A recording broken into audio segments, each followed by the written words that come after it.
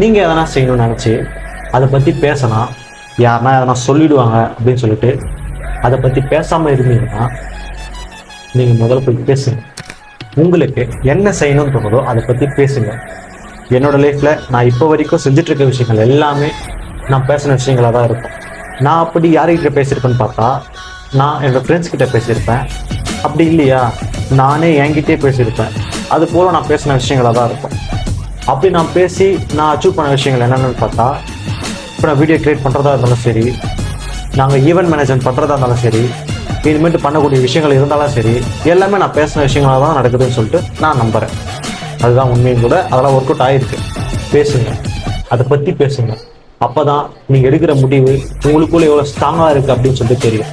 அப்படியே ஒரு ஐடியாவை யோசிச்சுட்டு அதை வெளில சொல்லாமல் இருக்க உங்கள் ஃப்ரெண்டுக்கு இந்த வீடியோவை ஷேர் பண்ணிவிட்டு மறக்காமல் ஷேர் பண்ணுங்கள்.